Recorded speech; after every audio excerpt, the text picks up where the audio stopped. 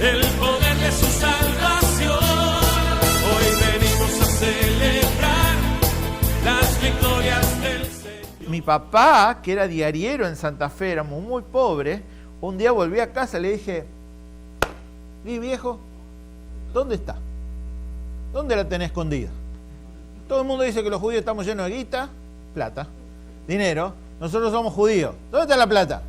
Y él me dijo que no, que efectivamente me habían mentido y que había judíos pobres. Lo mismo hay en Israel. Así que todos los años, para Pascua y para el Año Nuevo Judío, que es en septiembre, distribuimos cajas de comida a judíos y a árabes, a creyentes y a no creyentes. Así que con lo que usted nos ayude hoy, y gracias por todos los que ya se llevaron los CD y quedan algunos libros, algunos CD, quiero que sepan, y la ofrenda que va a hacer esta iglesia, se va a usar para poner comida en la mesa de un judío y de un árabe. ¿Sabe dónde? En la misma tierra donde el Señor Jesús vivió, ministró y dejó su vida por nosotros. Así que gracias de ya por su ayuda. Y es interesante que hablo de una mesa, porque así quiero comenzar este mensaje. Una mesa. El Señor nos dejó una mesa para recordarle. Algo tan humano para recordar algo tan divino. Porque si usted se pone a pensar, una mesa es algo tan la mesa es algo tan importante en nuestro hogar. ¿Cuántos de nosotros crecimos escuchando a nuestras madres diciendo a la mesa? ¿No es cierto? Y yo no sé qué mesa usted tiene en su casa. Quizás usted tiene muchos años aquí en Houston, entonces heredó una de esas mesas de la abuela, de roble macizo. O quizá como nosotros, que nos vinimos de la Argentina con una mano atrás y otra adelante, tenemos una mesita baratita que compramos ahí en Ikea.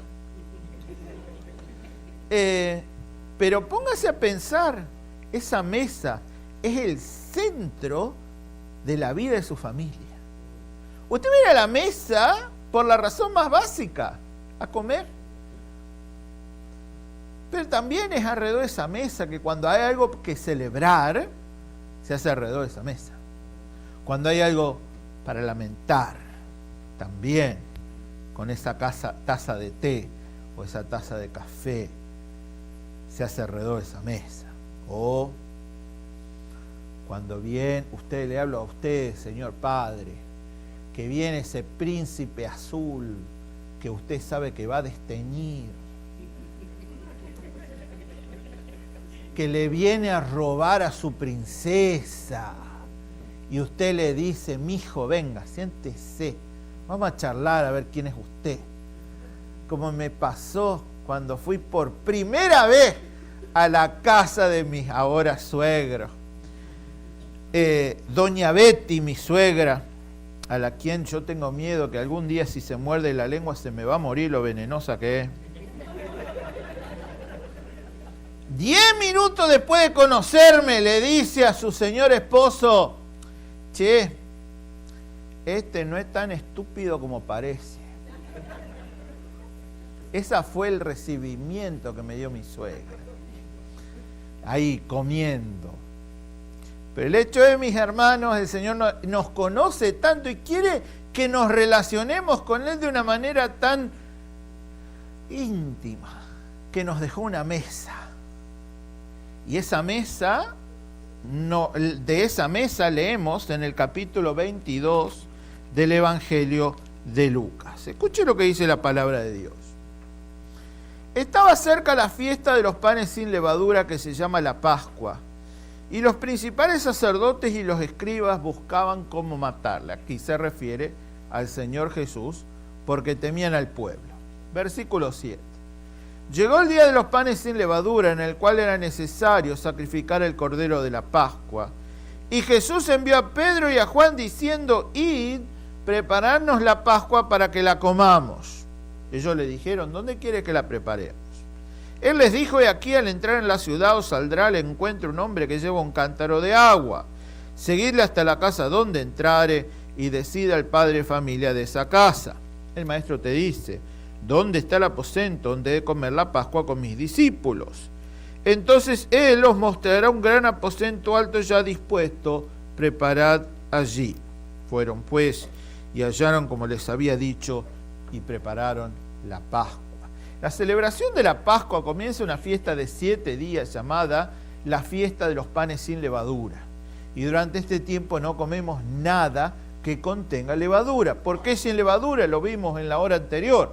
La levadura es un símbolo de pecado. Y como esta es una convocación santa, no podemos tener nada en la casa que contenga levadura. En otras palabras, no podemos tener nada que represente pecado. Es por eso que 6 semanas antes de la Pascua la señora de la casa comienza una limpieza muy exhaustiva de la misma. Ella va por toda la casa y empieza a botar todo aquello que contenga levadura. Pan, cookies, brownies, cualquier cosa que contenga levadura se bota. Porque otra vez no puede haber nada en la Pascua que contenga levadura, no puede haber nada en la casa que represente. Muy bien. Una vez que está lista, está limpia la casa, estamos listos para celebrar lo que se llama el Seder de Pascua. Seder es una palabra hebrea y significa orden, porque durante esta ceremonia tenemos 3-4 horas de ceremonia.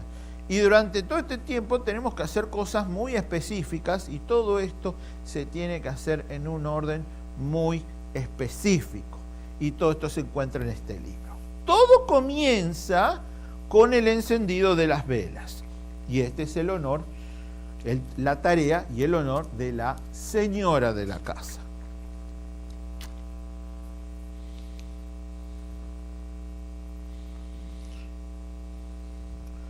Una vez que ella enciende las velas, va a decir esta oración que es así. Baruch atah Adonai Eloheinu melech haolam, asher kidishanu b'mitzvotav, b'tzivanu neadlich ner shel Pesach.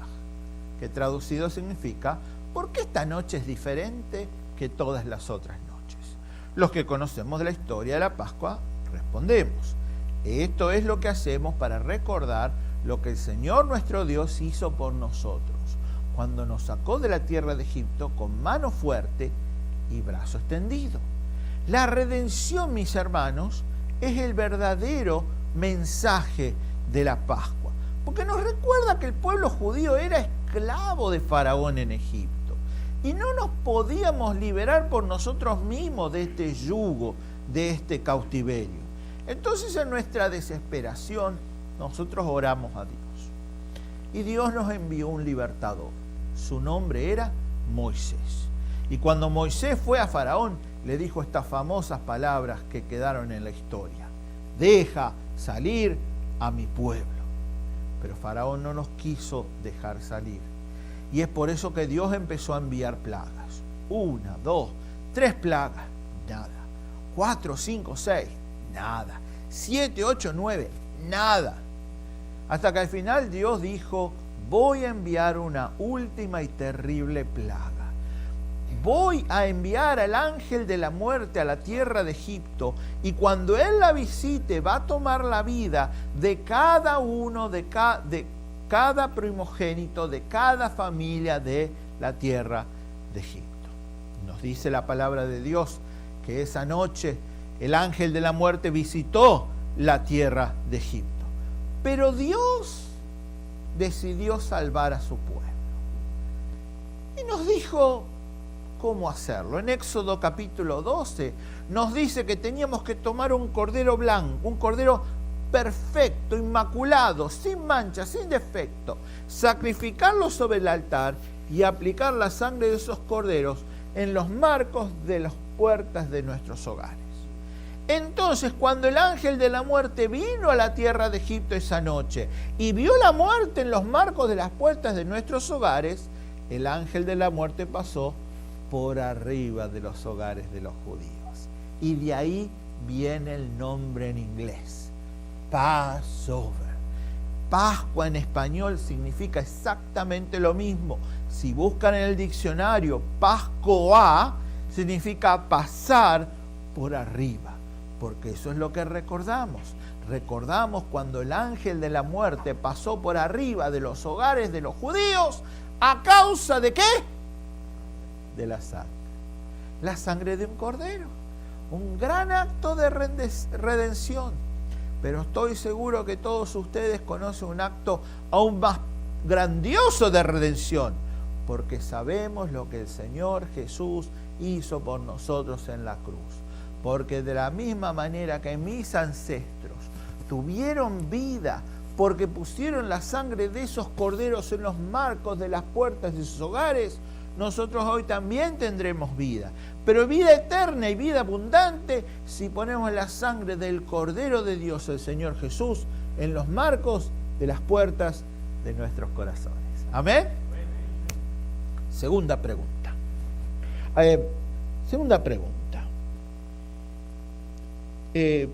¿Por qué? Perdón, me pasé de algo. En la Pascua tomamos de nuestras copas 4 veces. Cada copa tiene un significado. La primera copa se llama la copa de la santificación. Luego viene la segunda copa, la copa de las plagas. Luego viene la tercera copa, la copa de la redención. Y esta es la parte más importante de toda la ceremonia, porque esta es la que tomó el Señor Jesús para darnos la Santa Cena. Y luego tenemos la cuarta copa, la copa de la alabanza. Obviamente que es con la primera que el Padre dice esta bendición. Baruch atah Adonai Eloheinu melech haolam, borei peri hagofen. Bendito eres tú, Señor nuestro Dios, Rey del universo, que nos das el fruto de la vida. Amén. Entonces, tenemos la madre que enciende las velas, el padre que da la bendición sobre la primera copa. Luego el niño, que como ya les comenté, hace la primera... Perdón, se me está cayendo algo aquí. Ahí está. Bien. Luego viene el niño que hace las 4 preguntas de la Pascua. La primera, ¿por qué esta noche es diferente que las otras noches? Las cuales ya les respondí. Pero luego viene la segunda noche, la segunda pregunta. ¿Por qué esta noche comemos solamente pan sin levadura? Y nosotros contestamos, nuestros ancestros, en su prisa por salir de la tierra de Egipto, tuvieron que tomar el pan cuando la masa estaba sin leudar. Un elemento muy importante en la mesa de la Pascua es este llamado el matzah tosh. Y les voy a decir por qué es importante. Esto es como una bolsa, y es una bolsa, pero adentro tenemos 3 compartimientos con una pieza de pan sin levadura en cada uno de ellos. ¿Lo ven? Entonces, es una, pero es 3. O es 3 en una. ¿Suena eso conocido? Debería, ¿no? Pero esto es una cosa judía, así que no debería serlo. Pero guárdense esto en la memoria. Entonces, en este momento de la reunión, el padre retira la parte del medio de este matzah tosh, y aquí tenemos pan sin levadura. No es de Israel, probablemente. ¿Dónde lo compraron? ¿H-E-B? H-E-B, Randas lo tienen. Y aquí tenemos pan sin levadura. Esto es lo que el Señor Jesús usó durante la Santa Cena. Una cosa, hay una expresión argentina que dice pinchar el globo, que significa decepcionar a la gente. Y acá les quiero pinchar el globo a ustedes. Todos ustedes conocen el cuadro de Da Vinci llamado La Última Cena, ¿verdad? No, Da Vinci no pintó La Última Cena. Les voy a decir por qué. En primer lugar, recuerden la memoria, hay luz en la ventana. Da Vinci no pintó una cena, Da Vinci pintó un almuerzo. ¿Por qué? Porque, como sabrán los hermanos, es italiano. ¿Y cuál es la comida más importante de los italianos? El mediodía. O sea que pintó un almuerzo. En segundo lugar, Da Vinci pinta ¿qué platos de comida? ¿Qué pintan los platos de comida? Pescado. ¿Por qué? Porque es el Viernes Santo, es el Jueves Santo. ¿Y qué se comen los católicos durante la Cuaresma? Pescado. Da Vinci era católico, Da Vinci pintó pescado. Pero la cosa que es realmente molesta son las hogazas de pan que pinta Da Vinci. Ese pan, parece pan francés o el sourdough, ¿no? El Señor Jesús jamás hubiera tenido eso en la mesa de la Santa Cena, sino que hubiera tenido algo así. ¿Por qué? ¿Qué acabamos de leer? Era la fiesta de los panes sin levadura. Así que acuérdense, la próxima vez que ustedes vean esa pintura, Da Vinci no pintó la última cena, sino que pintó el almuerzo católico italiano. ¿Amén? Entonces, el Padre toma este pan, lo parte y ahora recita una bendición y lo parte en dos.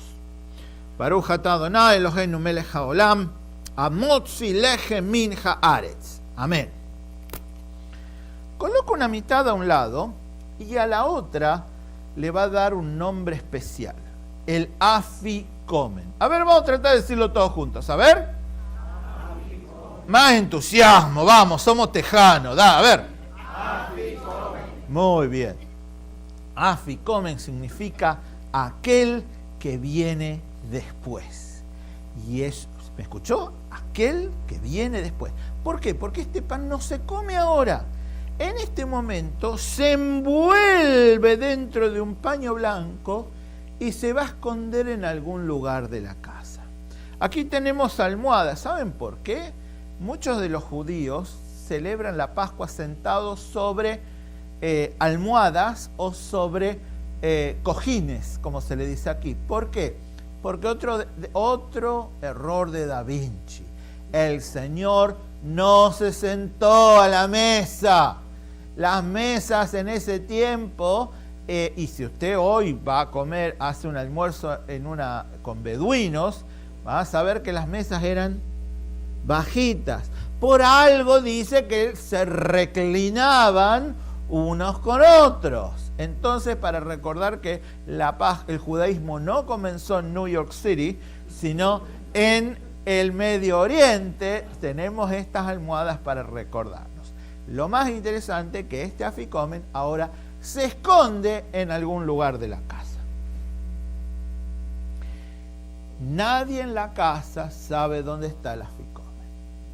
Por el momento permanece escondido, como enterrado, pero después tendremos que traerlo de vuelta o no será posible terminar la reunión. A ver si me sigue. Teníamos 3 en 1. Se saca la parte del medio, se quiebra, se envuelve y se entierra. ¿Suena conocido eso? Puede ser. Pero por el momento el afikomen, como les vuelvo a decir, permanece escondido como enterrado, pero después tendremos que traerlo de vuelta o no será posible terminar la reunión.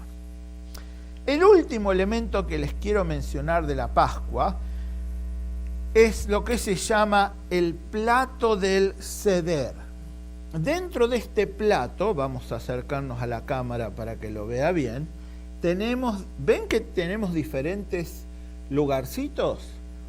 Aquí van diferentes comidas y cada uno de ellos nos recuerdan otras partes de la historia de la Pascua. En la Pascua uno aprende escuchando, uno aprende leyendo, pero también aprende probando. Bien, ustedes recuerdan el versículo que dice: venid y probad que el Señor es bueno. ¿Sí? Es la cultura del Medio Oriente, muy orientada hacia los sentidos. Así que ahora tenemos que comer diferentes cosas que nos van a recordar de la historia de la Pascua. El primero se llama carpas o verdes. y generalmente usamos perejil o lechuga. Nosotros tomamos este manojo de perejil para recordar, ¿saben qué? El manojo de la planta de hisopo, referida en Éxodo capítulo 12, que Moisés le ordena a los ancianos del pueblo de Israel que tomen para pintar con sangre los marcos. No había, acá esta es una palabra, brocha, es la palabra brocha, pincel, lo que se usa para pintar, exacto. Cada vez que predico en mi iglesia, hay que preguntarle a los mexicanos, a los guatemaltecos, a los puertorriqueños, cómo se dice algo. Me acuerdo la vez que prediqué y quise decir pileta de natación. Todos se quedaron mirando. Ah, no, usted quiere decir alberca, me dijeron los mexicanos. Y después los centroamericanos dijeron, no, usted quiere decir piscina. Así que bueno. Entonces, esto es lo que usamos para recordar cómo se pintaron los marcos de las puertas de nuestros hogares. Pero también estos verdes representan vida. Y aquí estamos acostumbrados a ver agua, ¿no es cierto? En Israel no es así. Israel es muy seco y sabemos que donde hay verde hay vida. ¿Por qué? Porque hay agua. Entonces, para recordar eso, tomamos un pedacito de este perejil y lo mojamos en agua salada, que es el mismo sabor de las lágrimas. Y con esto recordamos de que la vida de los judíos en Egipto era una vida con muchas lágrimas.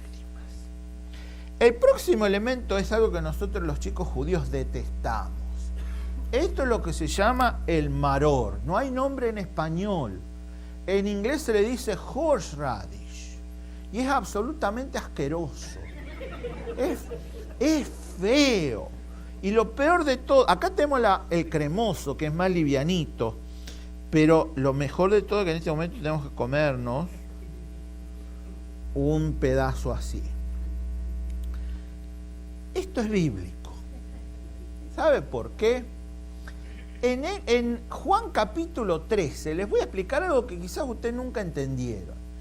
En Éxodo 13 el Señor anuncia que alguien lo va a traicionar. Y Juan y Pedro dice, Juan, pregúntale a ver quién va a ser.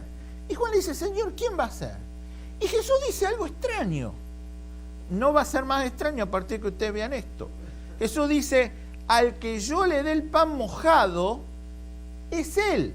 ¿Por qué? Muy sencillo, porque en la Pascua, en este momento del servicio, hay que mojar el pan en esta cosa horrenda y hay que comerla. El Señor Jesús quiso ilustrar lo amargo que era para Él que uno de sus discípulos le traicionara. Y es entonces que mojando este pan en las hierbas amargas se lo da a Judas, para decirle, Judas, yo sé lo que vas a hacer y así es como me siento. Jesús buscó la cosa más amarga en la mesa para dársela al que le iba a hacer lo más amargo que le puede hacer alguien a uno. La traición es amarga y todos la hemos experimentado. Un amigo, un familiar, Dios no lo permita, un cónyuge. Pero hermanos, el Señor Jesús también pasó por eso, para identificarse con nosotros. El próximo elemento que tenemos aquí es muy diferente. Esto es lo que se llama el jaroset. El jaroset es una... ¿Ven el color?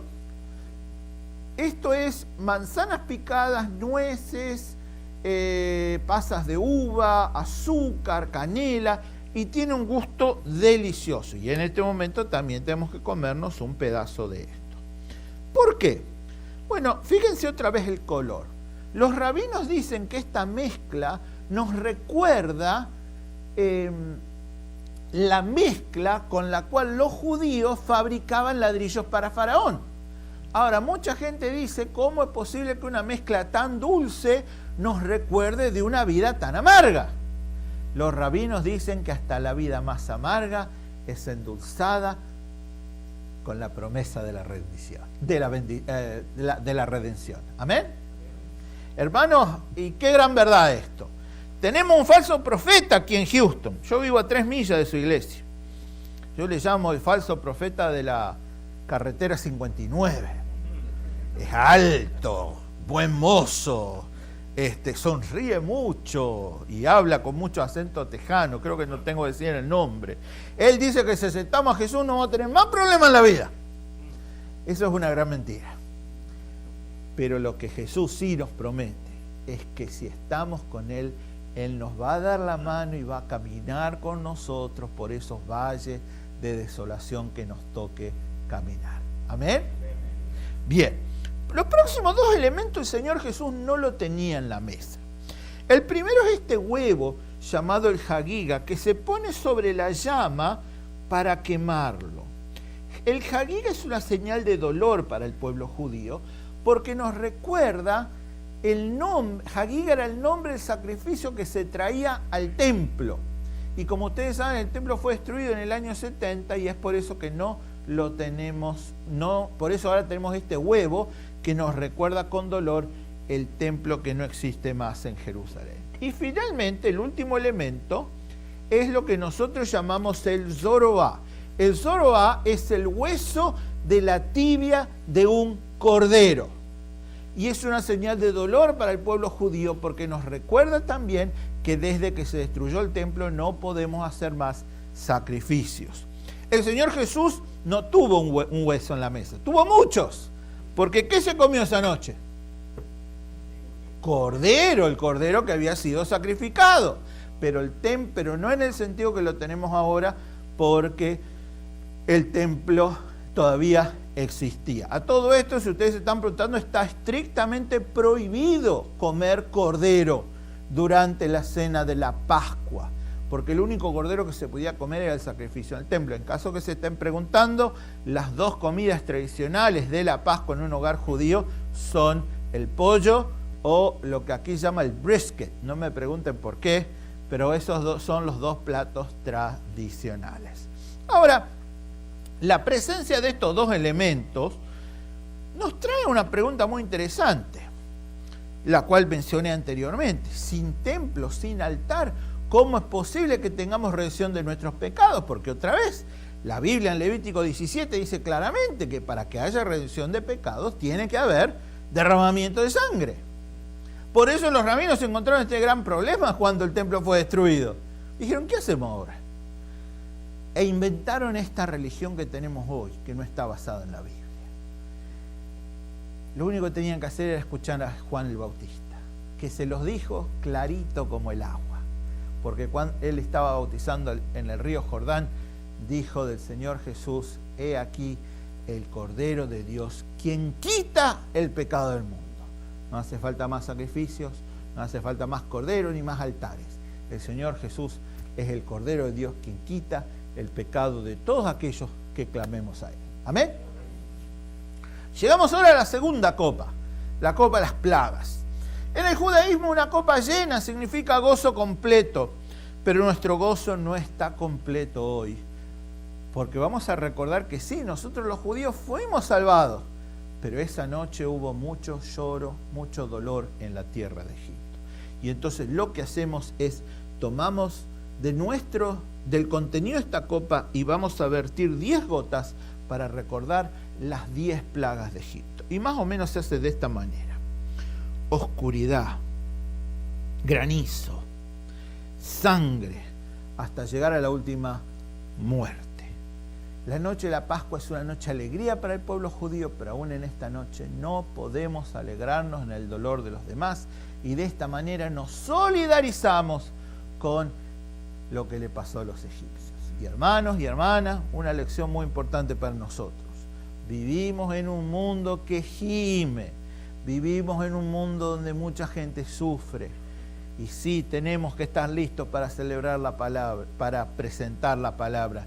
Pero mis hermanos, nada presenta mejor el Evangelio que cuando usted se acerca a esa persona que sufre y le pide si le puede ayudar. ¿Cuántas señoras judías han aceptado al Señor? Porque la señora que le limpiaba la casa le dijo que iba a orar por ella. Así que para recordar esta copa otra vez, ahora la voy a cantar, perdón si desafino, pero la oración se dice así: Baruch atah Adonai Eloheinu melech haolam borei peri hagafen. Amén.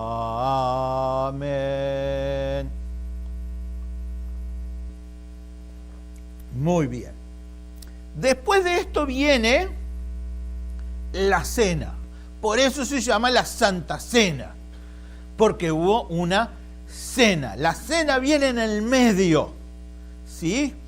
Y entonces es importante que tengamos esto en cuenta por lo que viene después. Lamentablemente, por la mayoría del pueblo judío, la cena, la comida, esto es la única razón por la cual la gente se reúne, así que tratan de pasar rapidito, bla, bla, bla, y bueno, y vamos a comer. Pero es importante que sepamos que hubo una cena en el medio, porque si no entendemos eso, el resto no tiene sentido. Así que después de la cena viene el momento más importante, porque es ahora el momento de tomar la tercera copa, la copa de la redención. Pero el servicio no puede seguir adelante porque algo está faltando. Algo que al principio fue quebrado, enterrado, y ahora tenemos que traerlo de vuelta. ¿Alguien recuerda cómo se llamaba? El aficome, muy bien, mi hermana. Este es un momento que todos los chicos están esperando. Y todos los chicos se ponen de pie y empiezan a correr por la casa a buscar el aficome. Finalmente, uno solo lo va a encontrar. Y cuando lo encuentra, lo va a retornar al Padre. Y el Padre va a tomar el aficomen, lo va a partir en pequeños pedazos, y cada persona en la mesa va a recibir un pedazo de este tamaño. Y este pedazo se va a tomar juntamente con la tercera copa, la copa de la redención. Mis hermanos, mis hermanas, ¿no les parece esto conocido? Este es el origen de la Santa Cena. Hasta el día de hoy, millones de judíos alrededor del mundo se juntan en la Pascua a tomar estos dos elementos para recordar el cuerpo y la sangre de aquellos corderos sacrificados en Egipto. Pero imagínense, no solamente, ¿dónde más puedo ver al Señor Jesús que en el aficomen, que es sin levadura, la señal de una naturaleza sin pecado? Pero yo puedo ver al Señor Jesús no solo en el aficomen, sino también en el matzatosh. ¿Recuerdan ustedes esta bolsa conteniendo 3 piezas de pan sin levadura? Aquí hay mucho desacuerdo entre los rabinos acerca del significado de esta bolsa, acerca del misterioso 3 en 1. Algunos dicen que nos recuerdan de los 3 patriarcas de Israel: Abraham, Isaac y Jacob. Pero ¿por qué la matza del medio es quebrada, enterrada y luego traída de vuelta? Otros dicen, no, esto nos recuerda de los 3 pilares del judaísmo, del judaísmo actual: las buenas obras, las oraciones y la ley rabínica. Pero ¿por qué la matza del medio es quebrada, enterrada y luego traída de vuelta? Finalmente dicen, no. Esto nos recuerdan, como lo dice mi matzatosh aquí, de las 3 divisiones de adoración en el antiguo reino. Los Cohen, los sacerdotes, Leví, los levitas, e Israel, el pueblo. Pero otra vez, ¿por qué la matza del medio es quebrada, enterrada y luego traída de vuelta? Nadie sabe. Y ninguna de estas explicaciones me da una solución a mi problema. El tema es, ¿por qué seguir buscando explicaciones? ¿Por qué no aceptamos la explicación que encontramos en el diseño mismo de la matzatosh, donde hay 3 partes, pero son una? mejor, más que una, es una unidad. Una palabra que en hebreo significa unidad es la palabra ejad. Y esta palabra fue usada por Dios cuando hablándole al pueblo de Israel le dijo: Shema Israel, Adonai Eloheinu, Adonai Ejad. Oye, oh Israel, el Señor nuestro Dios, el Señor es. Pero la palabra usada aquí para decir uno es la palabra Ejad, que significa unidad. Y en la Pascua es el Padre el que saca la parte del medio de este Ejad. Esta se hace visible, mientras que las otras dos permanecen ocultas.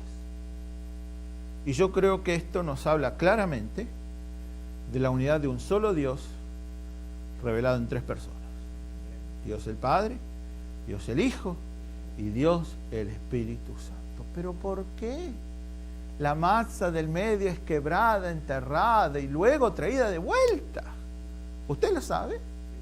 ¿Usted se da cuenta?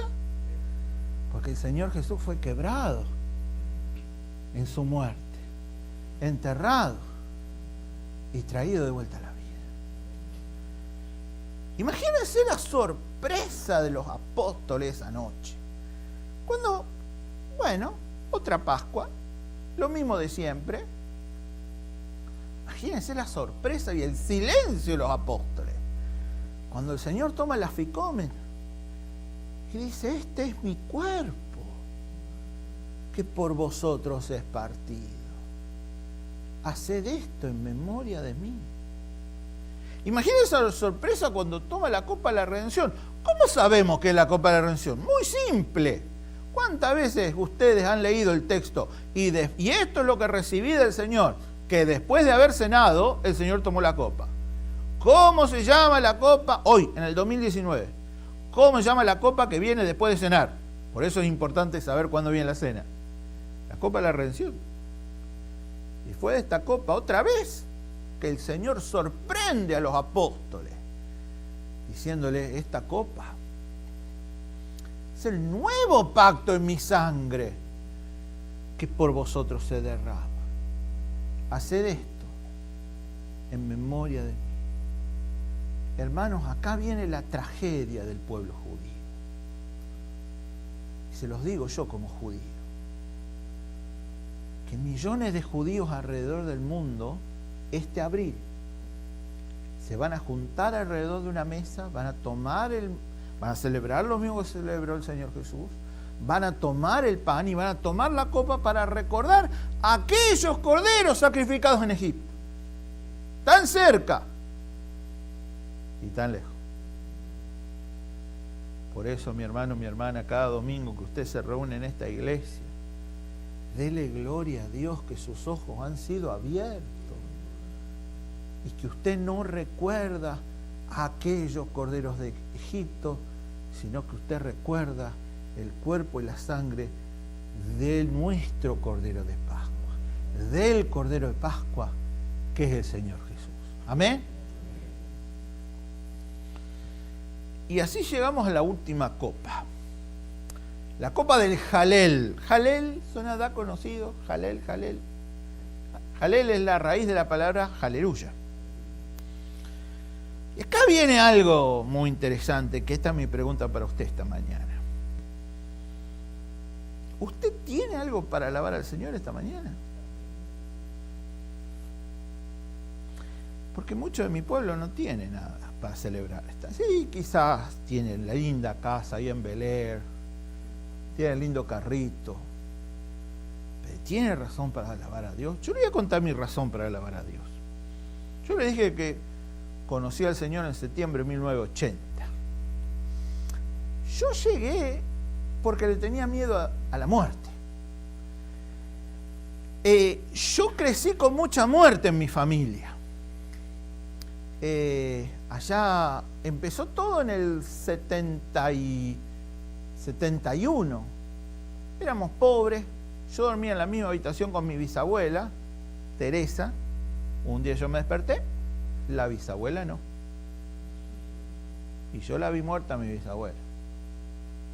2 años después, en 1973, le tocó el turno a mi abuelo Enrique. La operación salió mal y se murió. 2 años después le tocó en marzo el turno a mi tía favorita, la tía Esther. Otra operación que no le supieron dar tratamiento y se murió. Y todavía recuerdo esa tarde sofocante de calor de diciembre de ese año cuando mi abuela Catalina dijo: me falta el aire. 45 minutos después estaba muerta. Y eso le pega a la conciencia de un chico, porque eran muchas visitas al cementerio. Yo podría decir que soy creyente porque fui a demasiados entierros judíos. Y me daba cosa el tema de la muerte, me daba cosa. Obviamente le fui a preguntar a quien yo sabía que sabía todo, mi mamá. Digo: mamá, ¿qué pasa cuando te morís?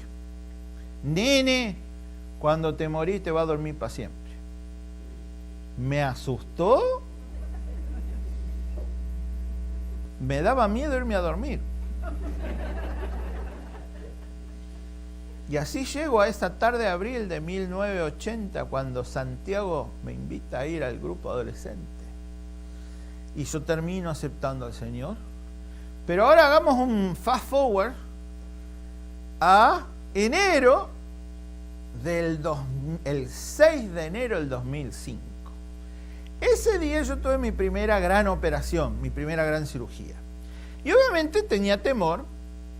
Y fui a hablar con el médico. Le dije: doc, ¿qué onda? ¿Está todo bien? Y, me dijo con típica humildad argentina, me dijo, esa típica humildad que dice que los argentinos no tenemos amigos sino admiradores, que me dice: Guillermo, no te hagas problema, esto es una pavada. Esta operación es tan fácil, la puedo hacer con los ojos cerrados. Y parece que lo hizo porque me cerró, pero me dejó una vena abierta. Y tuve una hemorragia interna. Y después tuve una cosa que no se lo deseo a nadie, llamado un shock hipovolémico. Y ahí me despierto en terapia intensiva del hospital. Y yo escucho una voz en el atrás que dice, alguien que grita, una voz de mujer, me dice: conseguime a alguien que se me va el pibe. A los gritos: conseguime a alguien que se me va el pibe. A alguien se le va a escapar el chico, pibe es chico. Y a los 5 minutos entra la dueña de esa voz, que era la doctora Graciela Gómez. Me dijo: mire, señor Katz, lo que tengo que decir es bastante difícil, pero usted pierde sangre a lo loco y le hemos puesto toda la sangre, todo el plasma que tenemos, pero no tenemos más remedio, tenemos que abrirlo de vuelta. Y el tema es, no sabemos si usted va a aguantar la operación, porque su presión sanguínea es 80/20. Usted está todavía con los efectos residuales de la anestesia esta mañana, y le soy franca, una vez que lo durmamos no sabemos si se va a despertar. ¿Cómo reacciona uno ante semejante cosa? En 1 hora te morís, te podés morir. Y yo podría haber reaccionado como estaba reaccionado ese chiquito que tenía miedo de irse a dormir. Pero yo no era más ese chiquito, porque yo había aceptado a Jesús. Y ahí oré la más simple de las oraciones: Señor, si paso de esta, gracias. Y si no paso, tú sabes que yo he creído en tu Hijo. Y lo que me siguió fue paz. Ahora, yo soy una persona bastante ansiosa, no tengo ningún problema en reconocerlo.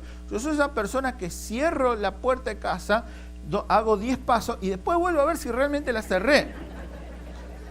Yo soy esa persona que yo sé que cerré el auto, pero por la duda Pip, pip. Vamos a apretar varias veces.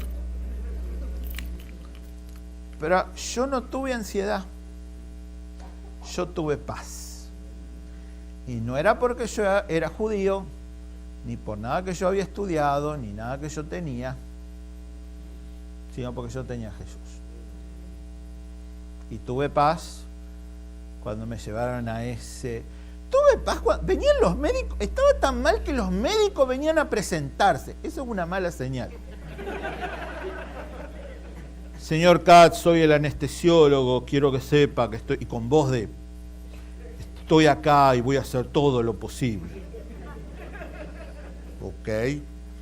Me acuerdo cuando me llevaron al quirófano, hacía frío. Pero tuve paz. Tuve paz cuando me desperté después de 36 horas en coma.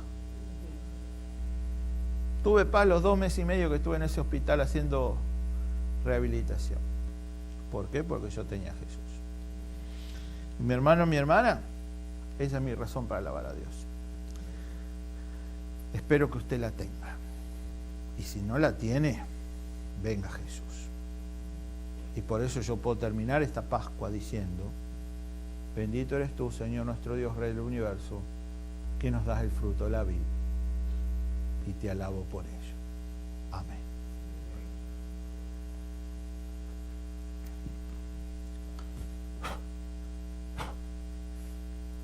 Y así termina la Pascua. Y hermano, mi hermana, le digo 2 cosas y termino. Espero que usted se dé cuenta del gran privilegio que tiene. Usted sabe algo que millones de mi gente ignora. Y espero que usted ore para mi gente. Ore para que un día... Romanos 11:26 nos dice que un día todo Israel será salvo. Ore para que ese día llegue pronto. Y para que el Señor nos siga ayudando a predicar las buenas noticias para todo el mundo. Para el judío, para el griego y para todo aquel que necesite. Dios le bendiga.